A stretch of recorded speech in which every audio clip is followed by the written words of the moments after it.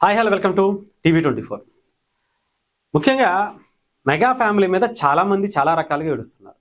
ముఖ్యంగా వాళ్ళ ఇంట్లో ఏదన్నా సంతోషంగా ఉంటే వీళ్ళకి అస్సలు కడుపు మంట ఆగదు.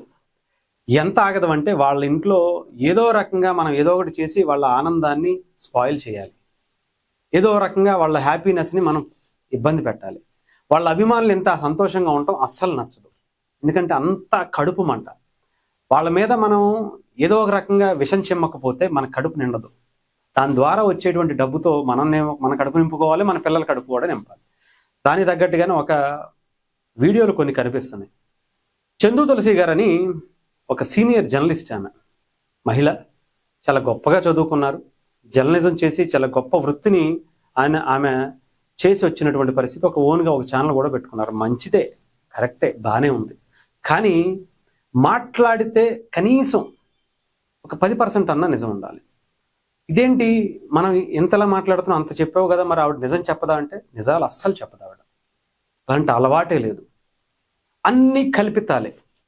99% కల్పితాలతోనే ఒక కథలను సృష్టించి ప్రజల ముందు వదిలేస్తుంది.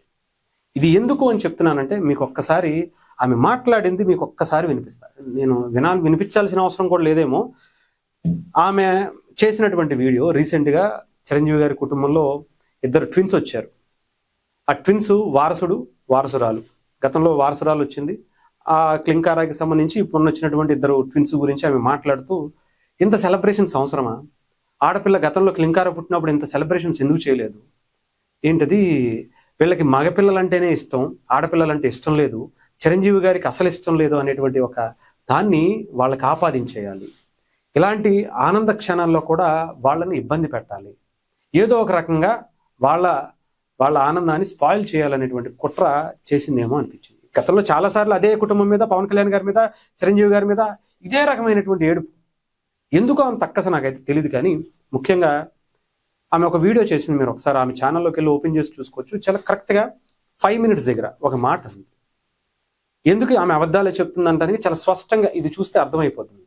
వీడియో మొత్తం చూడొచ్చు, లేదా ఒక 5 నిమిషాల దగ్గర చూసుకోవచ్చు. క్లింకార పుట్టినప్పుడు ఇంత సెలబ్రేషన్స్ ఎందుకు చేయలేదు? అసలు అభిమానులకి వారసుడు అంటేనే ఇష్టం. చిరంజీవి గారి అలాంటి వ్యక్తి అయినప్పుడు వాళ్ళ అభిమానులు కూడా అలాంటి వాళ్ళే. వాళ్ళ కుటుంబం అంతా కూడా మగపిల్లాడు గురించి, వారసుడు గురించే చూసింది తప్ప ఇలాంటివి ఎప్పుడు చేయకుండా, అంటే ఆడపిల్ల పుట్టినప్పుడు ఇలాంటివి చేయకుండా వాళ్ళ ఒక మగపిల్లాడినే వారసుడిగా చూస్తారు, ఆడపిల్ల అంటే వాళ్ళు సరిగ్గా చూడరు అనేటువంటి దాన్ని పోర్ట్రేట్ చేసుకుంటూ వచ్చింది. నేను ఒక వీడియో పక్కన అప్లోడ్ మీకు చేపిస్తాను, చూడండి. క్లింకార 2024లో పుట్టినప్పుడు ఎంత గ్రాండ్గా సెలబ్రేట్ చేశారో తెలుసా చందు తులసి గారు? ఒక్కసారి మీరు ఆ వీడియోని చూడండి. ఎందుకంటే నేను 2-3 ఛానల్లో కంపల్సరీ మీ గురించి చెప్తా.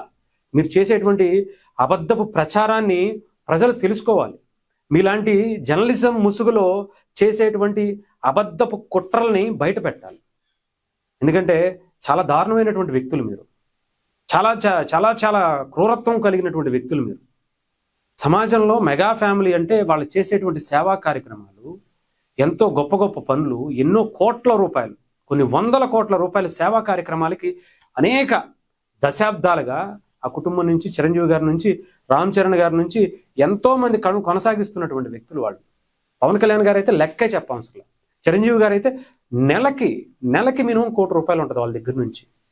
అలాంటి కుటుంబం, అలాంటి సేవ చేసేటువంటి ఒక హీరో కుటుంబం కానీ, రాజకీయ కుటుంబం కానీ, ఈ 4 దశాబ్దాల్లో, లేదంటే అంతకు ముందు కానీ, ఇప్పుడు కానీ, రేపైనా సరే మీరు ఈ దేశంలో కాదు, ఈ ప్రపంచంలో చూపించవచ్చు.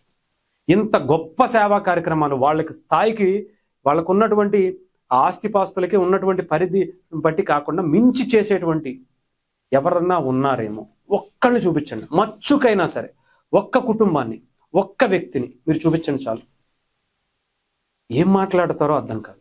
వాళ్ళ కుటుంబంలో ఇంతమంది ఆడపిల్లలు ఉన్నారు, వాళ్ళందరికీ ఒక్క మగపిల్లడు పుడితే బాగుంటుంది అని అనుకోవటం తప్ప, అది దారుణమా? ఇలా పగబట్టేసి ఆ కుటుంబం మీద మీరు విషం చిమ్ముతారా అంటే ఓన్లీ దీని గురించే కాదు, ఏ విషయం మీద అయినా సరే, ఆ కుటుంబం ఏది చేసినా సరే అది తప్పే. వాళ్ళ 10 మందికి సేవ చేయనివ్వండి తప్పే, ఒక బ్లడ్ బ్యాంక్ పెట్టనివ్వండి తప్పే, ఒక ఐ బ్యాంక్ పెట్టనివ్వండి తప్పే. అన్నీ తప్పే వాళ్ళకి. ఒక సినిమా చేయనివ్వండి తప్పే, ఒక డైలాగ్ మాట్లాడినవ్వండి తప్పే, ఒక డాన్స్ చేయనివ్వండి తప్పే. ఎన్ని ఇంకా కోడిగుడ్డు మీద ఏది ఏకల పీకతం తప్ప వీళ్ళకి వేరే పని పాట లేదేమో. ఎందుకంటే మిగతా వాటికి చేస్తే వీడియోస్కి వ్యూస్ రావు కాబట్టి ఇలాంటివి చేస్తేనే వీడియోస్ వస్తాయని అలాంటి వాటి మీద పడుతున్నారు. నిజంగా చెప్పాలంటే క్లింకారాకి మొన్న ట్విన్స్ పుట్టినప్పుడు సెలబ్రేషన్స్ కన్నా 10 రెట్లు సెలబ్రేట్ చేశారు. క్లింకారా పుట్టినరోజుకి ఇంతకు మించి సెలబ్రేషన్స్ చేశారు అభిమానులే. అనేక జిల్లాలు, 2 తెలుగు రాష్ట్రాలే కాదు, ప్రపంచవ్యాప్తంగా ఉన్నటువంటి మెగా అభిమానులు ఎన్నో సేవా కార్యక్రమాలు, బ్లడ్ ఇచ్చారు. కొంతమంది అనాథాశ్రమాలకు వెళ్ళి ఆ అనాథలకి కొంతమందికి వాళ్ళ స్థాయిలో వాళ్ళ కొన్ని కార్యక్రమాలు, బట్టలు ఇవ్వటం, ఫుడ్ పెట్టించడం, ఇంకొకటి ఓల్డేజ్ హోములకి వెళ్ళారు. ఎంతో మందికి అన్నదానాలు రోడ్ల మీద చేశారు. ఎన్నెన్నో కార్యక్రమాలు చేసుకుంటూ వచ్చారు. అవన్నీ మనం చూడం, తెలుసుకోం, చేయలేదు అనేసి అని మాత్రం చెప్పేస్తాం. ఒక అబద్ధపు ప్రచారాన్ని నిజం చేయాలనేటువంటి ప్రక్రియకి మాత్రం కుట్ర పన్నేస్తాం. కనీసం ఇన్ని సంవత్సరాలు జర్నలిజం చేశారే, ఎంత గొప్పగా మనం చదువుకున్నాం అని చెప్తున్నారే, ఇన్ని డిగ్రీలు తీసేసుకున్నాం అని చెప్తున్నారే. ఇన్వెస్టిగేటివ్ జర్నలిజం అనే దాంట్లో ఒక పార్ట్లో మనం ఒక సబ్జెక్టు మీద మాట్లాడేటప్పుడు, ఒక విషయం గురించి మాట్లాడేటప్పుడు ముందు వెనక ఏం జరిగింది అనేది కనీస రీసెర్చ్ కూడా, కనీస పరిజ్ఞానం కూడా, కనీస అవగాహన కూడా లేకుండా మాట్లాడేస్తూ అబద్ధాలు మాట్లాడేస్తే ఎలాగా? సోషల్ మీడియాలో మీకు మొహాలకు ఏ రకంగా పెట్టుకుంటారో ఆలోచించుకోండి. అవి చూసి ఆ సేవా కార్యక్రమాలు చూస్తే మీరు ఏం మాట్లాడతారో ఆలోచించుకోండి. ఎంతసేపు ఆ కుటుంబం మీద పడి ఏడవటం కాదు, మనం కాస్త నిజం మాట్లాడాలి. సమస్యలు చాలా ఉన్నాయి. పవన్ కళ్యాణ్ గారి శాఖలో కూడా కొన్ని సమస్యలు ఉంటాయి. వాటి గురించి ప్రశ్నించండి. శాఖాపరమైనటువంటి ప్రశ్నలు సంధించండి. సిద్ధాంతపరమైనటువంటి వాటి మీద పోరాడండి, నిలబడండి, ప్రశ్నించండి. మీ ఇష్టం వచ్చినట్టు విజృంభించండి. ఇంట్లో ఆడపిల్లల మీద, చంటి పిల్లల మీద లావణ్య త్రిపాఠి గారు మీకు కౌంటర్ ఇచ్చారు చూడండి ఒక్కసారి.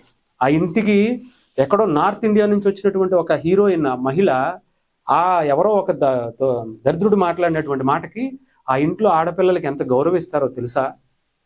తెలిస్తే కనీసం వాళ్ళు ఇచ్చినటువంటి గౌరవంలో 1% కూడా మీరు ఇవ్వరు. మీరు ఆ ఇంటి గురించి మాట్లాడేటువంటి వ్యక్తులా అని చెప్పి అసహ్యించుకుంది ఈ తెలుగు రాష్ట్రాల మీద.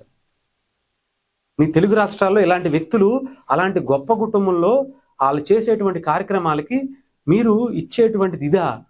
దేశం, ప్రపంచం వాళ్ళని కీర్తిస్తుంటే మన తెలుగువాడని మనం గర్వపడాల్సింది పోయి వాళ్ళని కించపరుస్తున్నామా అనేది ఆలోచించుకోండి దయచేసి. చాలా సమస్యలు ఉన్నాయిగా, ఈ ప్రపంచంలో చాలా ఇష్యూస్ ఉన్నాయిగా, ఈ దేశంలో, ఈ తెలుగు రాష్ట్రాల్లో చాలా ఉన్నాయిగా. వాటి మీద పడండి.